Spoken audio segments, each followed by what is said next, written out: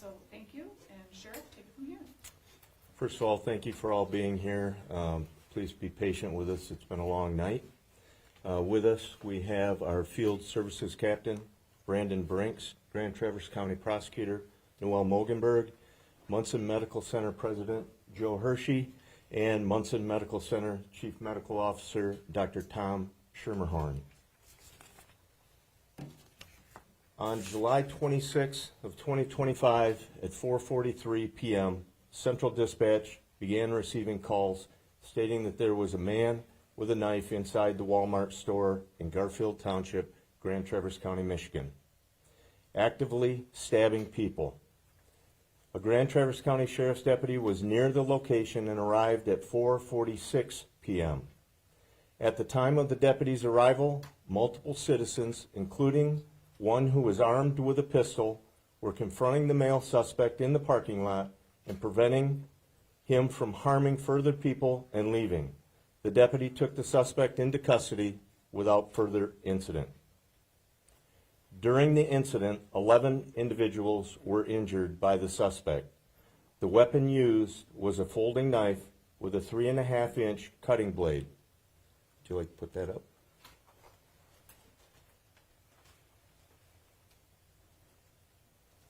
Aid was immediately provided to the victims by responding law enforcement, citizens, and other emergency responders.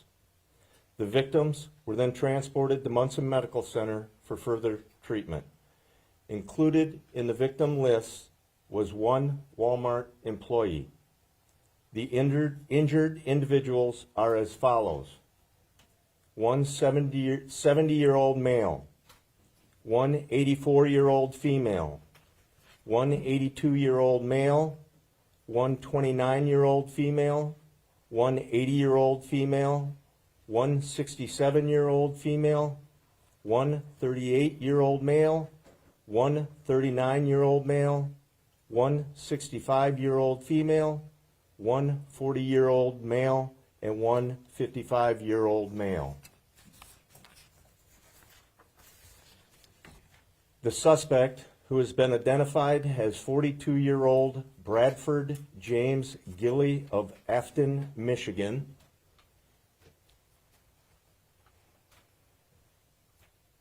was arrested and transported to Grand Traverse County Jail, where he will remain pending formal charges and arraignment. Requested charges will be as follows: 1 count of terrorism, 11 counts of assault with intent to murder. Mr. Gilly's history shows prior assaultive incidents as well as controlled substance violations. A motive has not yet been determined. Additional information gathered indicates that Mr. Gilly had entered Walmart at 4:10 p.m. and remained in the store until the incident occurred. I'd like to thank all that were involved, including but not limited to the Michigan State Police, Traverse City Police Department, Leelanau County Sheriff's Office, Antrim County Sheriff's Office, the FBI, Munson Medical Center, Mobile Medical Response, Metro Fire, East Bay Ambulance, Grand Traverse County Emergency Manager. Our thoughts and prayers go out to the victims and their families, and we will provide further updates when additional information is available. With that, I'd like to turn it over to Noelle. Good afternoon. I want to thank everyone for being here. Let you know that my office has been extremely impressed with the outpouring and the communication and cooperation between the agencies involved in this case. Wanted also to let you know that for community, there is going to be a community counseling center, which will allow free counseling to any community members, which we try to do whenever there is an act of terrorism. So free counseling to all community members affected by the incident at Walmart yesterday. That's going to be at NMC in the Innovation Center, which is at the Cedar Lot, Monday through Wednesday from 10 to 7. Depending on the use of those services, we may consider extending those. In addition, Grand Traverse Mental Health Crisis and Access Center also has 24 hours counseling available. That's at 410 Brook Street. I also wanted to give out a crisis hotline number for those that need it, 833-295-0616. We do anticipate authorizing charges tomorrow, and the suspect/defendant will be arraigned either tomorrow or Tuesday. Thank you. Dr. Tom Schermerhorn, Chief Medical Officer at Munson Medical Center. And I think you understand I will be limited in the amount of specific clinical information I can provide. As Sheriff Shea mentioned, this event occurred yesterday afternoon. We began to receive patients at 5:01 p.m. Our trauma team was alerted prior to their arrival, and this involved a multidisciplinary mobilization of clinical resources, but also support resources for our clinical team. The initial triage, as I think you heard yesterday evening, there were 6 patients who were in critical condition and 5 patients who were in severe condition at that time. I'm happy to report 1 patient has been treated and released. Now we have 10 remaining patients, 2 who remain in serious condition, and the others have progressed to fair condition. I will be followed by Joe Hurshe, President and CEO of Munson Medical Center. Thank you, Dr. Schermerhorn and others that are here today on behalf of Munson Medical Center and our amazing healthcare team. We are here to support and provide as much information as we can. Our commitment to the community shines very, very bright today. We're very proud of the well-coordinated responses, as Sheriff Shea indicated. Those started in the field with EMS. They continued to carry over on-site at Munson Medical Center, where patients were met inside of our emergency department, our emergency center, with all of our healthcare personnel standing by. We did activate trauma, and we're pleased to say that as a trauma center, we had all of the necessary healthcare professionals on site, including attending physicians, nurses, members of our clinical care team, and of course our surgeons. We stand before you today, and again, just want to say thank you to all of the care team members, members of the community that have offered their assistance, their support. We will provide more information. We've been met with requests for blood donations and other services from within the community, and we'll speak to that at a later time. But again, just one more time, want to recognize the amazing response, the well-coordinated care on behalf of patients and the community. Thank you. All right, at this time, we are happy to take questions right here. Can I first just a quick logistical question? How do you spell his full name? Gille. 1-8. Correct. And he's 42 years old still, correct? Correct. Okay. You talked about you don't know his motive. Did he say anything about why he did this, or was he even talking when he was arrested? Actually, when he was arrested, there was minimal conversation throughout the entire incident, so it was very limited as far as what he did say. As far as a motive, that's yet to be determined. Our detectives, with assistance from the FBI, interviewed him at length, and that will be part of the investigation as it moves forward.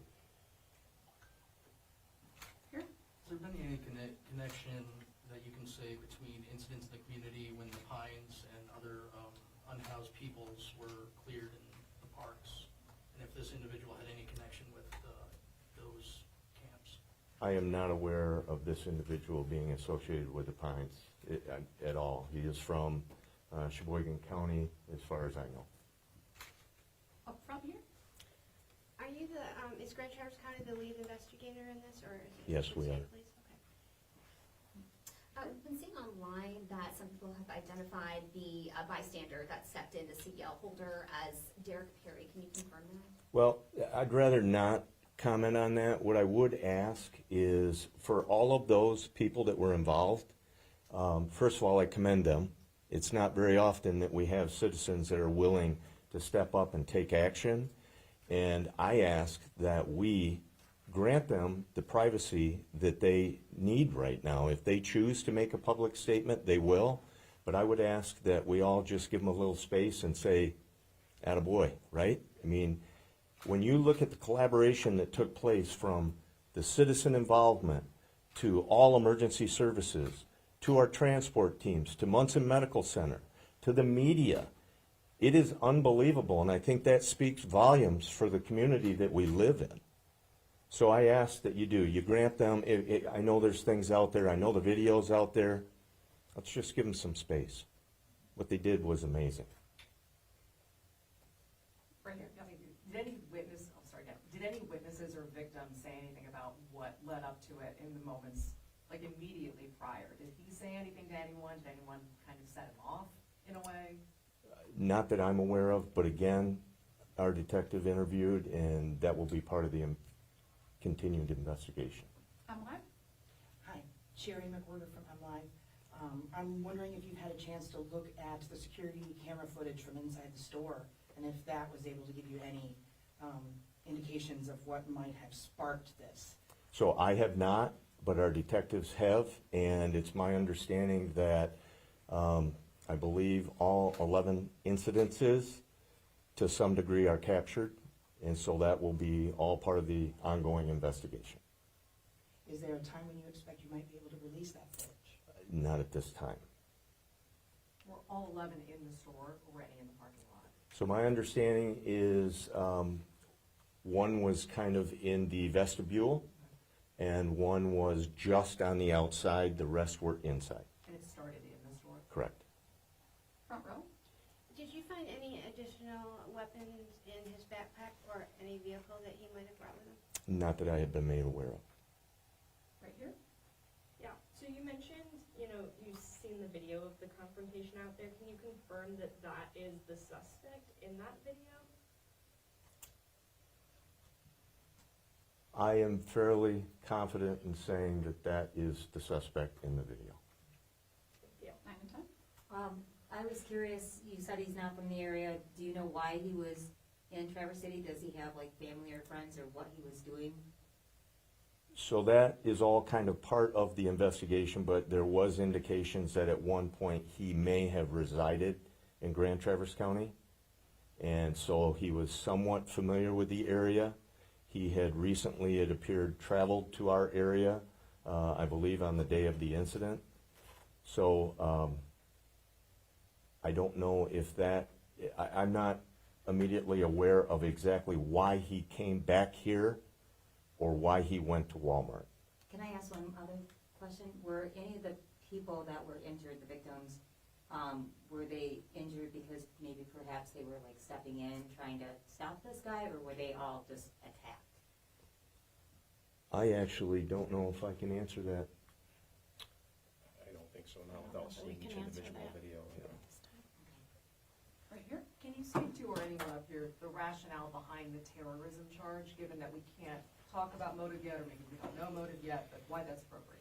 Anytime there is a mass incident like this, where it is something that appears at least to be just a very random act of violence, it's something that is done not to individual people, not to those individual victims. Obviously, they are most affected, but it is, we believe, in some ways done to affect the entire community, to put fear in the entire community, and to change how maybe we operate on a daily basis. And so that is why we're looking at that terrorism charge. And then can I follow, what would the maximum penalty be that he would face? That's a life life offense, yes. Okay, thank you. Time for a couple more questions. 2 in the back. I have a question for the doctor. I know that several of the patients are still in serious condition, but none are in critical anymore. So is it safe to say that they're all expected to survive their injuries? Yes. With regards to the civilian involvement, was it just one civilian who was armed? To my knowledge. And then here? Sherry from UpNorthLive again. I live here in Traverse City. I'm keenly aware of the profound impact this incident has had on our community. Can you speak to the mental health component of the community, and also answer whether or not the suspect has any known history of mental health concerns? Well, as far as your second question, I won't comment. As far as the first, do I think there's a mental health component? I think it's fair to say that anytime you have someone that commits an incident or an act like this, there is some sort of mental health issue involved. Jody? I'm curious, you know, when you listed off some of the ages, it felt like a good portion of them were older, seniors. Do you think he was actively trying to target a certain age group, or it was just all random? Based on the information I have at this time, I think it's random. There were some younger people involved in there, so I don't know if we can draw that conclusion. Okay, front row. As far as you know from witness statements, did he threaten any Walmart employees directly? Well, again, the information I've been provided is there was very limited conversation that took place throughout this incident, so I would be apt to say no. And then did you have one? Yeah, do you know if the suspect has a criminal record in Florida? I don't know that. You don't know that? And, but to clarify the spelling, it's G-I-L-L-E or L-L-I-E? What I have is G-I-L-L-E. And that will be in the news release that the undersheriff Okay. passes out to all of you. Thank you. Sherry? Outside of Florida, do you know whether the suspect has a criminal record here in Michigan? I won't specify where, but I will specify that there are prior assaultive type allegations as well as controlled substance. All right, any last questions? Wait, so all of those allegations were in Michigan, or you're not gonna specify? I did not study his criminal history to be able to verify that. Got it. Can I, where is he being held? Grand Traverse County Jail. Okay, and then will a digital copy of that release and those photos be available? We can make that available. That'd be great. Yep, so we'll have the news release, the undersheriff will be able to send out the photos. To those that just late joined, you've got one question and then we'll connect with you. Well, since I was late joined, could I get you to recap the top, sir? You've got the suspect, you have an ID on him, and anything about a motive? No, not at this time. We don't have a motive identified, and you will be provided with a recap of everything that we just said. Okay? Does that answer your question? Well, that is it. Also with the citizen who subdued the attacker? Yeah. Could you describe that scenario? So I'm not going to get into detail there. You missed this part of it. Yeah. There were multiple citizens who were involved. There was one that was armed with a pistol, and we're asking that we respect their privacy at this time. And if and when they decide they would like to make a public statement, they will. All right, thanks. Sorry for getting you late. Thank you. All right, yep, right here. How's this incident changed response protocol conversations after, during, before, or is this type of training for this type of incident part of your apparatus in the county? So it is all part of our training. It's what we do on a regular basis, all of us standing up here.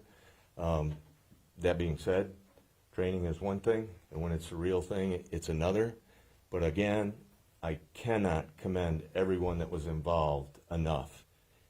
When you stop and look at from the time of call to the time of actual custody, it actually was the individual was detained within 1 minute. And that is remarkable when you look at it. And that mitigated Lord knows how many additional victims. So as far as training, we can always do better.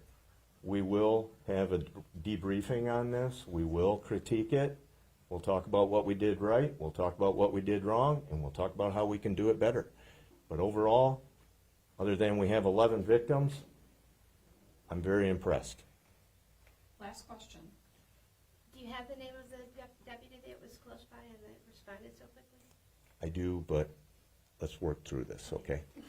I would like to take this one question. Okay, oh, I didn't see you, I'm sorry. Okay, thank you. I was wondering if the video that's been posted will be used as evidence. I've seen a number of videos posted, so which are you referring to? Any of them, all of them? Potentially, yes. Yeah, we will be reaching out to the public and potentially they could be used. All right, thank you, everyone. So for follow-up, the sheriff will be available, and the undersheriff will be available. And if you have questions for the healthcare team from Munson Healthcare, please direct those towards me. Thank you so much, and safe travels. Thank you for all showing up and putting up with the heat. For anyone from the media who would like a booking photo, ideally, if you have a business card with your email address on it, I can start working on it. Do you want to pass this out? Yes.